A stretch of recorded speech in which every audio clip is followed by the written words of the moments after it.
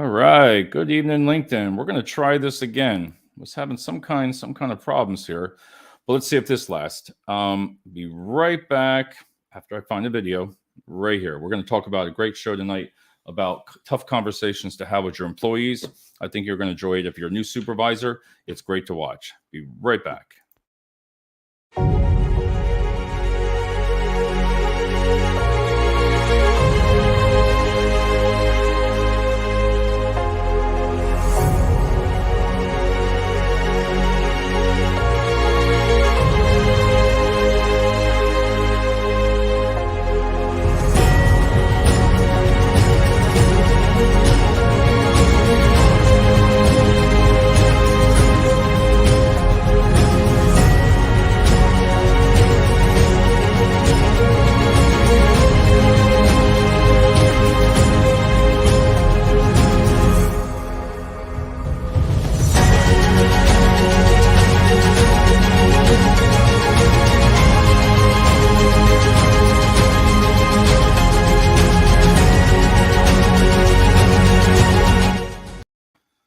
All right. Hey, we're going to try this again. Good evening, everyone. Dave Wilson.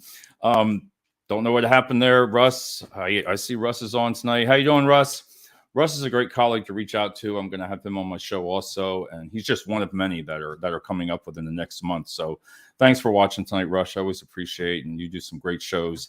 We even got James. Hey, there he is, James. How you doing, sir? I had to redo the show. I started out, and I was going for about a minute talking. And then I didn't look up, and it said it wasn't connected to LinkedIn. So I have no clue what it was about. But I want to thank you guys for always watching, and you do some great shows. Doris, I knew you would be on the show, knowing that it's 7:00. Doris, after 8:30, she's not on the show. Well, when it's early, she even says she needs her sleep. So thanks always, Doris. It's good to be back. I took some time off. I had to actually enjoy my son's basketball season. So I finally was like, you know what? I enjoyed the shows. The games and practice, and he's got 2 left. So I'm able to get back into the swing of things. But again, have a lot of great guests coming up this month. I'm telling you, I've exceeded to what I wanted to, and some really great subjects. So this subject tonight, hey, there he is, Matt. Just got done talking to Matt. He's going to be on the show in 2 weeks. We're going to do a subject of change, and it's going to be a good one. The book I wanted to talk about, Paul Fulcani, he's right on LinkedIn. Paul Fulcani, right there. He's on the show Friday, and it's my second interview with him. And he just released this book called Effective Hiring. There's his name. This guy on LinkedIn is in California. I got over 13 of his books. So when I sit here on Friday, go like this, I go like this. If you're a young supervisor, somebody that's just starting out, I'll tell you, I always told him that where was this in the 1990s when you didn't know, you didn't have the internet, you didn't have all that stuff. So you learn being a young supervisor what to say and what not to do. Some of the conversations in here, it's reality. It is reality. You know, everybody thinks when you become a supervisor, right, and you're young, it's great. You got that great feeling. You've worked hard. They talk to you. You got that job, but if it's not always what it thinks. What you think it is. You go through a learning curve, and it can stress the hell out of you. You can stress the living hell out of you. I started from the military, and all my life I've just been in management positions, and that's why I have no hair. All these subjects that I'm going to go over, I like what Paul does is he gives you both scenarios that you can look out for, because it's not just like you walk into the morning and when you got 150, 200 employees, even more, you think that, just think of 1 complaint, 2 complaints, times it by 20 between HR issues and being a supervisor. And it's not all your fault, but there's different things. And one of the things that he discusses a lot is about your leadership brand. Yes, leadership brand. Got to interrupt here. Hey, Rob, there he is. He just sent me a message of what's going on. Hope things are going good, Rob. Everybody on this show, you need to really connect with. They're all in great different fields, and you know, it's. I really feel fortunate to have everybody that comes and watches the show. But being a supervisor and young, wow, 20 some years old, man, leadership brand. And what that means is the same thing, like you're branding your company. Employees watch every single thing that you do. Everything. Doesn't matter. The way you walk, the way you talk to other employees, the way you talk when you don't think they hear you and they're around the corner. These are just things you learn throughout your life as as a supervisor in management. They watch how you talk with other managers, right? How you treat them. Every single thing they do, they know. And you might not think it, but let me tell you, they do. So that's why you really want to, keep to yourself sometimes. If you're talking sometimes too loud in a place, you're gonna get nailed for that too. So employer brand, leadership brand, it's the same thing. It's the same thing. Oh wow, we have Kenny D is in the house, and Kevin Jones 32 going on 13. That's about true too. It's always good to see Kenny. He's always on the shows, and this is his favorite saying: "Savor the flavor, the awesomeness, and you, sir, for sharing your delectable thoughts with us tonight and every night." I think Kenny's on every LinkedIn live show that I've ever seen. You scroll LinkedIn, guess who's there? Kenny. Go to another show, right? Doesn't matter. It could be 3:00 in the morning. Freaking Kenny's on that one too. He's savor the flavor, but he's always a great person. Some of the other things that you're going to run into, I'm telling you, sometimes you're going to be in a department and you're going to get another employee that's been written up, right? Written up over and over. You're going to inherit that person with a disciplinary action record, right? What do?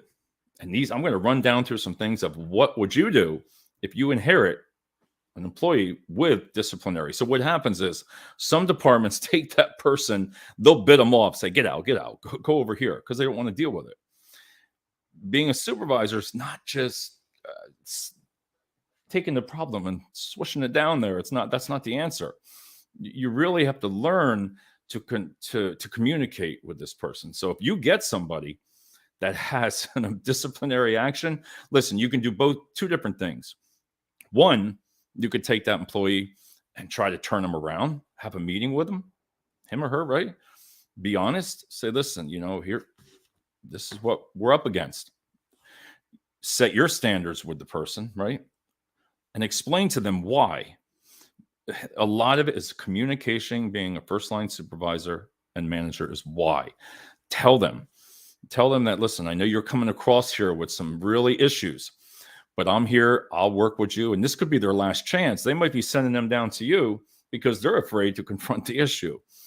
It's not, you have to confront the issues. If you don't have something wrong, Matt, if you don't have something in your stomach that says you're nervous because you have to write somebody up, you have to terminate them, the times that you have to have one-on-ones with people, that is very, very difficult. You'll learn as you go because you're going to say the wrong things and it's going to come back at you, but it's okay. Look at Kevin Jones, 32, and Matt. Kenny is awesome and supportive of me. He's the best. And he is. Kenny's always on there. The next thing, the attitude problems. Listen, God, how do you say that? When you're, just picture yourself, and if you've been in this position, you got 40, 50 people, right? And you're making an announcement, right? And there always has to be somebody with an attitude. Always has to be some cocky, some kind of person that's going to say something to piss everybody else off in the meeting and make you go down. But that's the way they are. But if you don't nip that in the bud, if you're a new supervisor, right? Even, year or two, take the person at the end of the day, end of a meeting, bring them in, confront the issue with the one that's has an attitude problem. There's ways of doing it very politely. You want to bring them in one-on-one, talk to them, but sometimes they're going to come back at you and you might be like, oh boy, what do I say? In your mind, you're like, oh shoot, what do I freaking say? This guy's got an attitude. How am I going to change it? It's easy. And this is from experience because I've made all these mistakes. Listen, every single one of here, I've done it and I've made mistakes, but I've learned from it. Don't practice before you go in with someone with an attitude. Be prepared of what they're going to say. They're going to say something back at you, and you're going to be like, you're going to get angry. In your mind, you're going to be like, whoa, what do I say? What do I say? You start getting mad. And that's what I used to do. I would be like, I wouldn't diffuse it. I would go into it. I would engage in that attitude. Listen, I'm the boss. I'm this, I'm that. When I was younger, yes. But you got to diffuse it. And what I like about on Paul's book, he gives you two different ways, two different options, what can go wrong and what not can go wrong. So, and what to say. Let's see here. They love this guy. Let's see. Matt Looney was such a gentleman. See, Kenny talks to all the guests on here. See, a lot of times employees will take critiques or coaching when the why behind it is explained satisfactory to the employee. Let me read this again, Kevin. A lot of times employees will take critiques or coaching when they why behind it's explained. You're right. I know what you're saying. But if you don't do it, it's only going to continue with that employee. It's always going to continue. You're going to go home at night. And if you don't nip these things in the bud, these are the kind of things that are going to eat at you. They're going to eat at you, and they're going to make you not sleep. They're going to make you give you problems at home. And Matt says here, made many mistakes avoiding tough conversations as a young manager. I was worried about being liked. Matt, wow, that right there, it sums it up a lot, is about being liked. He's right. Sometimes you don't want to confront that person because either you don't know the answer to the problems that you're having, right? You got to rely on employees, which there's nothing wrong with that as a leader. But if you feel they don't like you, listen, I've gone times where I've written up employees or, for just cause, and they don't speak with you for a week, and you gotta get that in your mind that it's okay that you feel that way. You're going to feel that way. Both of you are going to feel that way. If you've written somebody up, or if you're saying something wrong, that person's going to feel the same way. They're going to be like, I'm not talking. He's an ass. I'm not going to talk to him. Right. But they're going to come around. It's like a cycle. It could take a couple of days, but you don't have to always go out and kiss their ass. You don't have, sorry, the language, but you don't have to always go out there and do that. You can step back, and that person's going to kind of come back to you. They're going to come back, and you're going to see that when you confront it. Lose weight and bring the stress home to exactly. See, that's what I mean. That's what I talked about. Kevin, I've been through that, and I think everybody, and I'm just saying, I've made all these mistakes. Oh my God. I used to come home and I didn't want to go to work. You got to write 6 people up in a union environment. I was in a union for like 10 years. Wow. It was argue and stress. And then you got your management team on you, you're so young. And anyway, but confront the issue and you'll get through it. Okay. You're going to learn, talk to colleagues, talk to somebody. Now you got the internet. Now you got LinkedIn. Listen, if I wanted to reach out and talk to Matt and Kenny and, everybody, even Kevin here, you can ask them a question. It's okay. Even Rob knows some stuff too, is ask the person. There's nothing wrong with it if you don't know, because that's where you're going to evolve and where you're going to learn. So the next one is speaking off record. All right. He talks about leaving that door open, and it could be as if you have a team of 5 in your office, you could have a team of 100. Leave the door open, say at certain times of the days, listen, if you need to get with me, send me an email, send them an email. That's it. Send them an email. And you can do that to meet with the person. Always leave that conversation open. Listen, if you have a lot of employees, it's hard, but if you really teach your supervisors that are under you, they can really handle those decisions also. But I always like this. Listen, the military, I've told everybody before, you could walk up to a sergeant, anybody, you could say, listen, permission to speak, right? The sergeant would say, granted. You could say, granted. You could say anything you wanted. It didn't matter if you said every F word in the book over and over and over, but what you said to them, and when you were done, they would say, are you finished? Yes. Think about it. Listen, at the end of the day, they were your boss, in the military, your sergeant coming back to you, you had to do it. But you can get some ideas. If you listen to what that person's actually saying. When that person's yelling and screaming at you or something like that, don't engage, but back up. And then when you've talked to them, you've calmed it down, think about what that employee was trying to tell you. Break all the negative and all that, but think of what that employee was saying to you that you would be like, you know what? Maybe he's right. and I'll always never forget this. It's always okay to apologize. It's okay to say, you know what, John, Cindy, I was wrong. I believe what you're saying is right. There's nothing wrong with that because those people are going to respect you a lot more in the long end. Mark says supervisors don't want to confront team members because they didn't establish a relationship, developed a relationship, and rough conversations instantly become easier. Wow.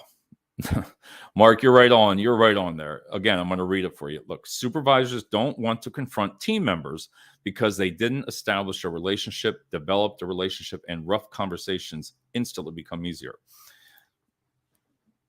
What he said right there is correct. You got to build. Listen, you're not going to have that happen overnight. I tell you, man, I used to go home and I tell you, my stomach, I didn't eat. I was pissed off at people. I didn't want to talk to anybody. Like, what am I doing wrong here? You got 80 people that are more qualified than you. You're 21, 22 years old out of the military. These people knew everything about it, 30 years, and you're their boss. Think about that. You're 21, 25, and you have people that are older and very know the job very well. Not ageism, but because of their experience. So they some of them will come back and take that differently with a 20-some-year-old. They're going to be like, well, you're too young. What do you know? That's okay. But build that relationship with that person. In time, you're going to see those people be like, wow, you know what? He's all right. He's all right. They turn around. Some of them don't. Some of the most negative people will just be negative. There's nothing. Listen, they're just friggin' miserable, but that's the way they are. That's them. And you get to know that person. Well, he just complains all the time. But again, listen to what that employee is saying, because let me tell you some secret. Sometimes you can learn from the worst person that's always complaining, because when you go back in that office or you go home at night, think about what that person said, and you're going to see the difference. Josephine, love that you tied in the military. That's crucial. I think it's difficult to speak with those who have not been in the military. The lingo is different, and some might take what you're saying in the wrong way. And Josephine, you're right. Thank you. You with the military, I try to tell people, listen, my whole family, Army, Navy, Air Force, and Marines, all of us, our father dropped us off, and I love him for that. When I was 18 and I went in, listen, you had people screaming, hollering. It was unbelievable. And you couldn't answer back. But as you learned with the chain of command, what Josephine's talking about is, it was really, if I wish more of the civilian life was like that versus in the military, because it was always just, you had to go through your chain of command. And at the end of the day, you did what you were told. Didn't matter. You can't quit. You couldn't quit in the military as being a veteran. You couldn't just, screw this, I'm going to leave. No. You did what you were told. Switch over to the civilian management. It is a little bit different, but it's all the same structure. Like, if you got to keep everything. Thank you so much, Josephine, for that. And you're so right. You can keep the structure. If I had to say what she's saying is, the way I said permission to speak, I could say what I wanted to. It wasn't held against you because you couldn't leave. In the real world, some managers might not like that. They'll be backed up. Listen, I'm the type of person now that I'm older and wiser and evolved. I say evolved. I listen, because a lot of people would always tell me, Dave, you don't ever listen. You speak, right? Listen, then speak. Sit back before you make that decision, because sometimes you make the wrong one. And that's what the difference of, if I was to walk up to my boss tomorrow and say, hey, can I speak? Listen, somebody comes up to me and says, can I speak off the record? Go for it. But it depends on the boss, because they're going to remember that. Kevin here is, I get a lot of HR professionals think that we are customer service department. Should every employee leave their office happy? Let me see that. Susan, resources is not a customer service department. I get a lot of HR professional think we are a customer service department. Should every employee listen? Everybody knows, a lot of people know me the way I feel about HR. HR scares the living shit out of me still. I don't care what they are. I don't care. I'm 55. You get called in an HR department, guess what? It ain't to say, hey, Dave, you're doing a great job. Something's wrong. Now, hopefully one day, they're going to break that. Like, I always joke about HR departments, but they do. They scare the living hell out of you when you're called in there. It's either, what did you do wrong? What did you say to an employee? Or what's going on, right? But if HR doesn't know it's broke, right, they can't fix it. So I utilize HR in a strategic way, especially when it comes to, and we're going to talk about a couple of different things, like from the harassments and all the different kind of things that can come up. You need that HR in there, because if you say the wrong word, you could be in trouble yourself, or the investigation can be over, and you get in trouble for that. I mean, it goes both ways. And I'm going to talk a little bit about HR, but I think that's what you were mentioning, Kevin. Like, I think it's okay to go to HR more, because a lot of people don't, in my opinion. HR is underutilized sometimes, because, like, again, they don't know there's problems. Go to them. If there's a supervisor, if you're a supervisor and you're being cocky, you're being ignorant, you're being with the employees, listen and go to HR and talk with them, or your managers. Listen, go to somebody. I still go to people like Kenny, right? Listen to understand, not to respond. I like that. Listen to understand, not to respond. Kenny, I love that saying. I never heard it like that. Listen to understand, not to respond. All right. But Kenny's a great guy, and you could reach out to him and communicate. And I could tell Kenny anything I wanted. I could be like, oh, this sucks, and use every language. Why can't they do it this way? But he might come back and say, Dave, this is the way it is. And in management, you gotta, sometimes you gotta take what they're saying. They're your boss. Do what they say. Voice your opinion. You can voice it, but you really got to, it all depends on that management. There's so many different things that can go wrong. Some of the stuff that comes up, get this one. I know a lot of people want to talk about in the book, but personal hygiene, right? How would you confront employees' personal hygiene issues? If employees come to you and say, this person has an odor, this person does this person does that, you think it's easy, right? You think it's easy to pull somebody in about body odor. It's a tough conversation right there. When I had to do that, it's embarrassing for myself to sit there, but there's no other way around it with talking to that person, but telling them the truth, what other employees are saying. But sometimes it could be a medical reason. And I ran into that. If it's a medical reason, sometimes I don't know the full answer to it all. There's different medications people take, might be having problems. It's a whole ball game. And that's why I said, don't go into that meeting not knowing what you're going to say, because this book will help you, what to expect, what that person's going to say. What do? You smell? You can't say stuff like that. You can't. The wording is one of the best things that you have to do, the wording of how you say it. And it all becomes, as you evolve as a manager. Listen, I know I would say it differently than I said it back then, but that was just the way it was. You didn't have Google. You didn't have people on LinkedIn to reach out. You didn't have social media, friends. You had to call them. What would you do? So there's some of the issues that you can come across. Another one is when you talk about sexual harassment. When somebody's walking around, listen, you're saying honey, sweetie, doll, those kind of words, you really, really got to be careful nowadays. You might not think it's bad, like, hey, honey, or hey, sweetie, hey, doll. I've seen people do this, and some people are okay with it. That's just the way the person is. She says, and it can go both ways. But you got to really, if you see another supervisor and you're a manager, you really got to cut and talk to that young one. You got to talk to that supervisor, or older, it could be.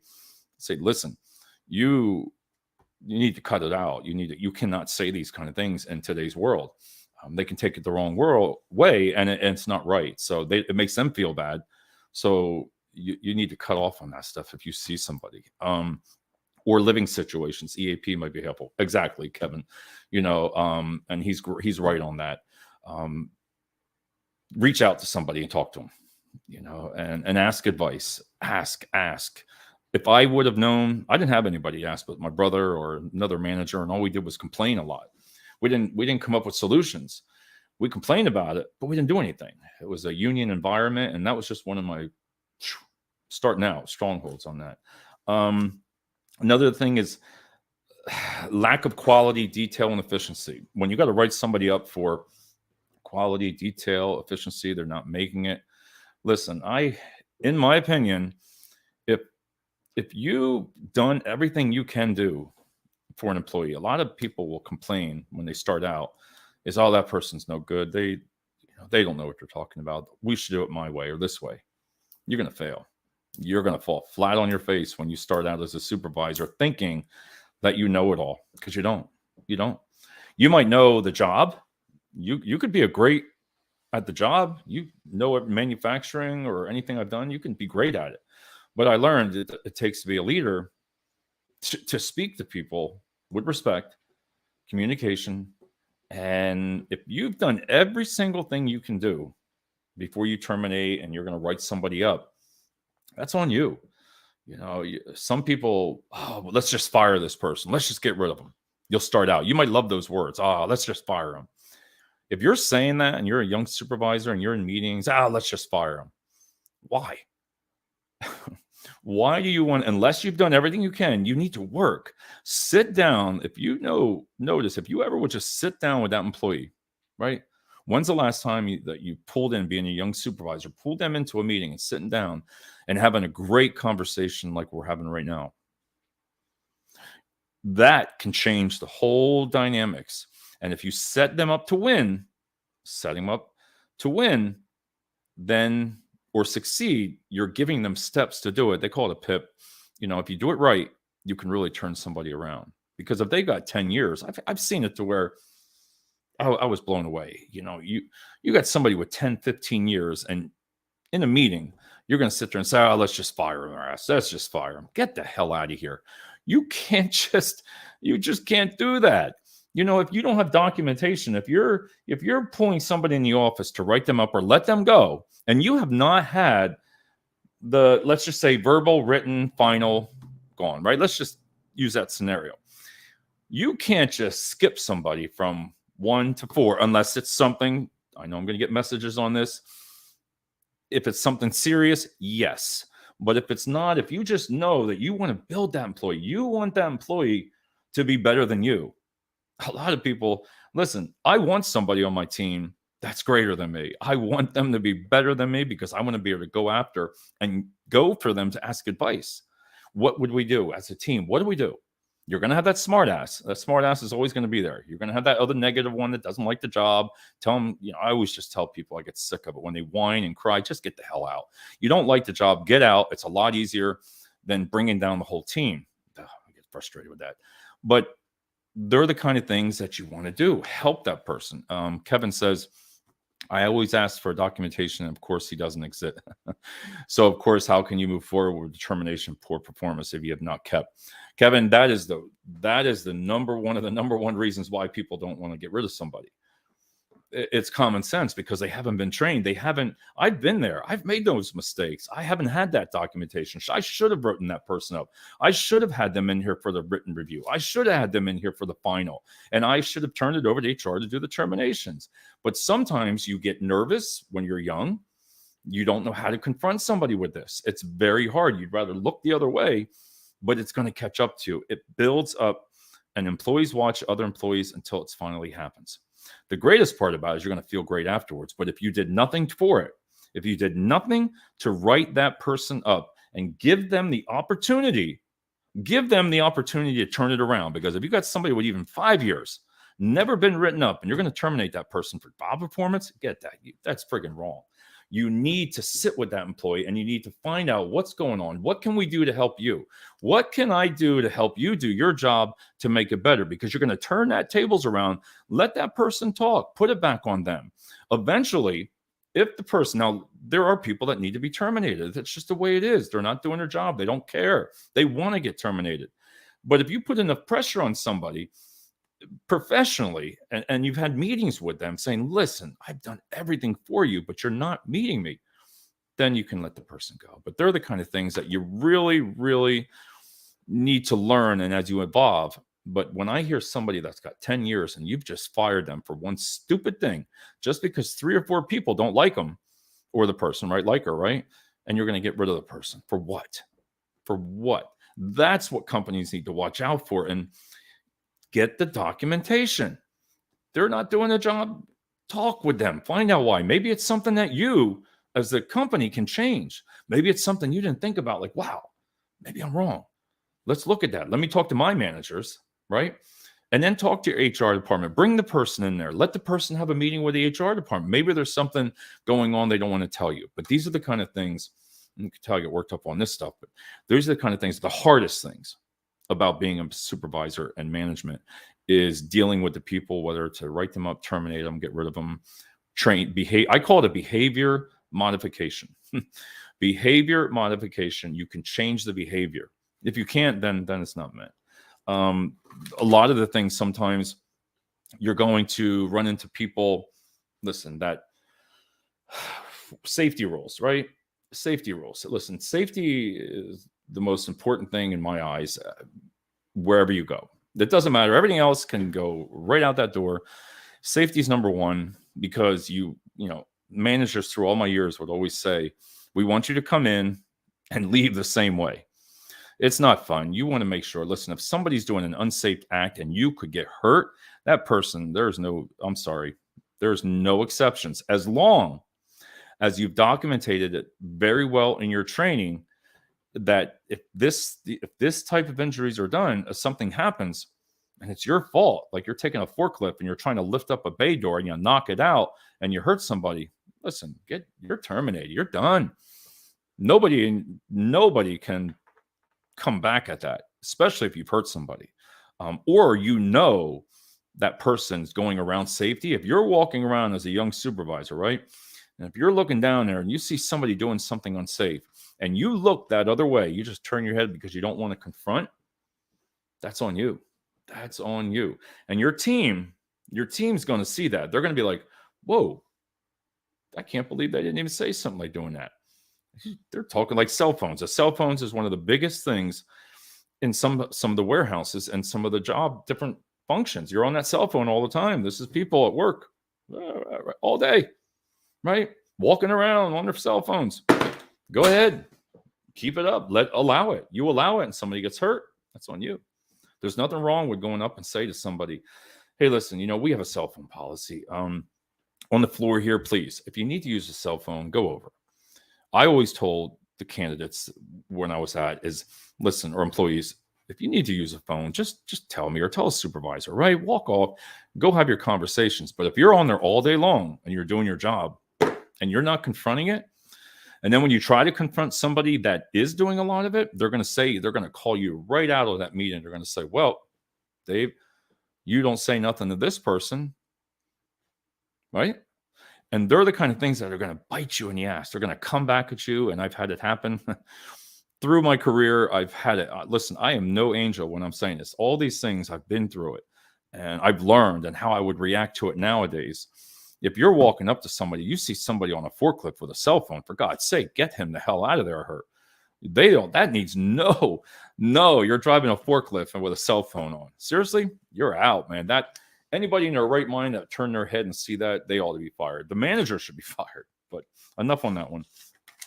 Some of the other things, conversations. People don't like to talk about people that take longer lunches. There's people that take 35, if they're an hour lunch, they'll take an hour and 15, right? And the employees will talk about it. And if you don't do anything, it's your fault. It's you. It's on you as a manager. You're going to be nervous. You are going to have that stomach feeling. You're going to be like, oh, shit. Oh, boy. I still get that way. If you need to confront for certain issues, it is not funny. It's not fun. It's okay to be nervous. I always say, if you're not nervous when you're terminating somebody and you've done all you can do, if you're not upset when you got to write somebody up and you've tried everything, they're trying, it's okay to feel that way. It's normal. If you don't feel it, something's wrong with you. I've had people say, oh, I love firing people. I'm like, get the hell out of here. You're freaking sick, man. You want to just love, oh, I'm the boss, I'm going to fire you. There's nothing different. When I was in the union, you had to really be in, if anybody's ever worked in a union environment, it was tough. If you wrote somebody up, then you had grievances. You had to go back and forth. You'd have you'd have meetings, 4 meetings on one grievance, but then to get to the next one, right? So when you think you get out of the union, you're like, wow, that means I can terminate anybody I want now. They're not in a union, right? But what you learn as you evolve, and when you go into a company that's not union, right, from a union, right, and you think oh, I'm going to get rid of them. You don't. You can't do that, because what I found out, some of them are your best employees. If you walk out on that floor, listen, people are going to, as a new supervisor, there's going to be people that just irk you. There's going to be people that make you feel good. There's going to be people that complain about all the time. But at the end of the day, you learn how to deal with that.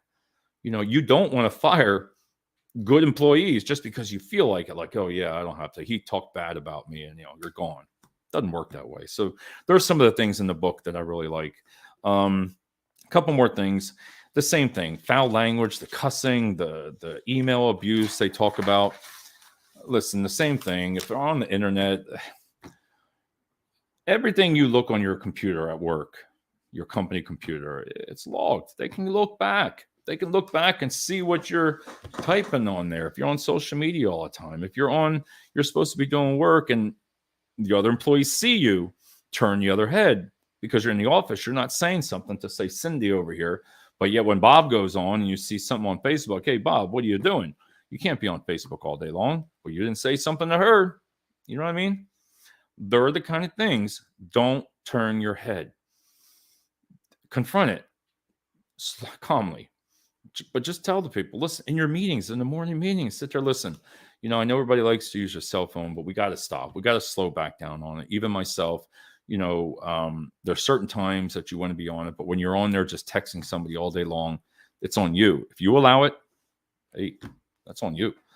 Some of the other things, the sexual harassment, I talk about that simply about, I always reach out to somebody to make sure I know what I'm doing. Even today's world, the way everything is, the way people, different biases, I try not to make all the decisions on my own, because when it comes to people coming to you complaining about another person, it could be from safety to hurting someone, calling sexual harassment, which nobody, and the bullying, that all needs to go. But if you look the other way, I am telling you from experience, when I was young, you think it's the best way, just to, okay, whatever. They're smirking at somebody the wrong way. Somebody's writing things about somebody on something, notes.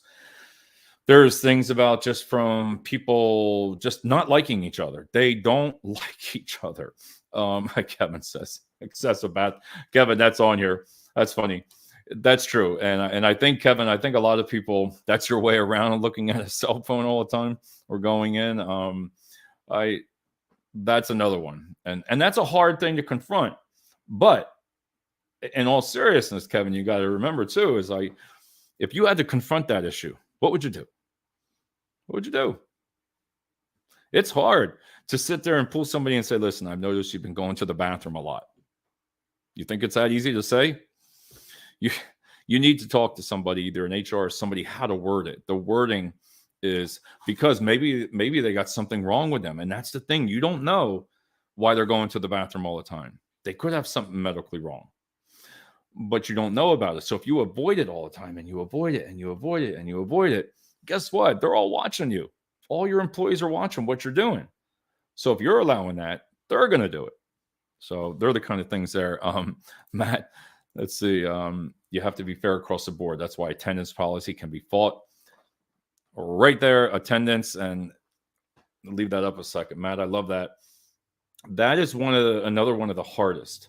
Now, within a union environment, it was pretty good for me, because you had certain amount, right? And you met that certain amount. You had to write that person up, and the grievances, if you missed one or two little things, if you didn't have it so well documented, that first warning or something for attendance was thrown out, But this is one of those things I see.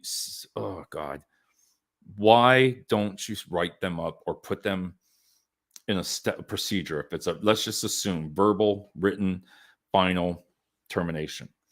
If you allow it with one, you allow it with two, and they go to the second step and you do nothing with it, they're coming in late, right? That next person, that is going to bite you in the ass because you didn't do anything about it. You just look the other way, because sometimes it's okay to let somebody go because they're excessive absenteeism. Now, I am a firm believer of listening to what could be happening. There could be reasons why they're missing work, medical. Like he said, you got to be, God, you really need to look into it. You need to find out why. And if you don't confront it, if you don't talk about it, there's nothing wrong bringing a person in and saying, hey, Matt, I've noticed, listen, I've been noticing you've been going excessive, going to the bathroom a lot, is there something we can help you with? Is there something wrong? In words, something similar like that. You're going to ask them questions, but you're going to do it respectively. You're not just going to say, hey, you're going to the bathroom all the time. It's the way you say it. And you got to be prepared what's going to come back at you. Everything that when you're with a candidate or an employee, in a meeting, be prepared in your mind what you're going to say, because you're going to be blown away of some of the excuses. You're going to be like, oh, shoot, what do I do? So if you don't have somebody with you, you really got to learn these kind of things. Always anticipate what that person, like Matt's saying here, if you're not consistent, they're going to call you out on that. And let me tell you, that gets into a messy situation, because then you shouldn't have to explain about another employee to somebody else. Like, well, why is Bob gone all the time? It really doesn't pertain to you. If it's like a medical issue with HEPA, with the HEPA laws, you got to be real careful. So you don't want to go around telling people why Bob's out all the time because he's got a medical condition. You do that, you're just as in trouble for saying that as a supervisor. You don't listen, everybody, you got to watch those rumors. You got to watch what you say to employees as being a young supervisor, because it's going to come back at you. It's going to come back at you. And let me tell you, it will bite you. And it's bitten me a couple times, because you think, well, Bob has this condition, right? Well, that person goes right out and tells the other person on the floor, well, Bob has something medical. You're wrong. You can get in trouble for that just as much in HR as coming after you. But let's see. Oh, wow. So Shobana, let's see. I worked for a vice president of a university, and she couldn't speak English well. She abused a lot of her executive assistants.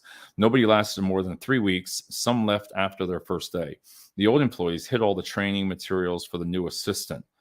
The old employees hid all. I found that out when it was my last day. They asked me to trash everything that would help them learn. Wow. See, these are the kind of things. Now, I'd have to read this a couple times, and I'd have to, as a new supervisor, this is the kind of stuff that I love, because what would you do? It sounds easy, right? Oh, they hide things on you. She doesn't speak English that well. Listen, this one's a tricky one. And you need to be prepared for questions like this. What would you do if somebody was reading this? What would you do? And these are the, thank you so much, Shovana. I appreciate that. This is exactly, because I don't know right now or off the top of my head what I would do. I have to really look into that and just deep dive. And how do you even bring that up? Because you got to stop and think. There was other people involved. So when you think it's just one person, wait till a company says, oh, wait a minute, we have to investigate this. And they bring in 5, 6, 7, 8 employees. Your stomach is good. If you were wrong and you were involved with something like this, it's going to come down, because those employees are going to just drop you they're going to drop that out. They're going to tell that person what they want to hear, because if they think it's their job. Oh, I love those things. Thanks. I love these things like this. And she would tell me to cross out my overtime because she was not willing to pay. How do you handle that? I went to HR. She told me she is the HR. Wow. See, this is exactly. If somebody would tell me she's not willing to pay, woo, that is insane, man. I tell you, I'm glad for you to have that happen. But I'm glad you're saying this, Shobana. It just gives me an example. What would I do if I had a boss tell me to cross out my overtime and she's not willing to pay? You think it's easy, but this is why I'm glad these kind of questions come up, because I don't know. I don't know them all. Always have a witness and wait till you're in a calm state of mind. Yes, these are great comments tonight. That is, Matt, that's really great when you're pulling people in, and because if you feed into that anger, and I'm going to end it up here, if you have the witness with you, it does help when you have a witness. It does help, because if somebody says that you said this, you didn't say that. But let me tell you, what he's saying there, if you engage, that's why I like this book. I'm telling you, when you engage, be prepared of what to say, because it turns around on you. All of a sudden, it's on you. And you're like, whoa. Because the biggest thing, and I'm going to end it with this, is if you've looked the other way, if you've said things about people, if you have gone to managers and said about how you didn't like this person, you didn't like this person, you like this person, let me tell you, when that really hard, like what Shona just said there about something like that, they're going to call you in, and in front of you, when they sit there and say things, I call it that surprise bomb. You're in that meeting, and all of a sudden you think, I'm ready to get rid of this person, and then something comes out about you. Right there, your stomach will just go drop. So when be prepared, just be prepared, because that employee is going to, and they have the right.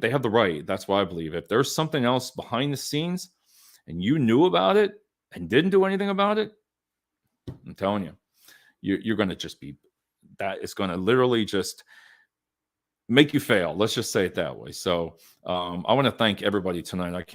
What a great questions and things that can happen. And I appreciate it. But again, end it with this. When you're a new supervisor, you've taken a role, you've worked hard and you really want to do that. Always talk. I always learned is always talk to somebody that's in that role. Say, hey, can I talk to you? Do you like the job? What do you like about it? What you don't like about it? I'm thinking I want to become a supervisor. And really learn from somebody that's been there and done it for a while. And they're going to tell you, I would tell somebody right now, listen, if you've never done it, there's nothing wrong. I love it. I wouldn't turn away. I've learned all these things that I've written down. I've been there, done it. And only because I've evolved into that. And I can tell somebody, well, it doesn't matter what age they are when they become a supervisor, because that doesn't matter. But just be prepared. And that's all I can really say. And take some classes, talk to your managers, mentor with people, even on LinkedIn. Ask. The main thing is communication. Listen before you speak, and give it that moment. If you're in that moment, don't engage with employees. Don't engage in anger. Don't engage, because it's not going to win. It's going to be a shouting match, and you could end up getting in trouble for it. So there's Kenny. There's good. Thanks, Rob, everybody, for being on the show. And whoa, there's a lot more comments here, but I appreciate it. And I'll be back tomorrow with Paul Falcone tomorrow night. This is his next new book. I like it. Effective Hiring. He's my guest tomorrow night, 9:00 Eastern. He's in California.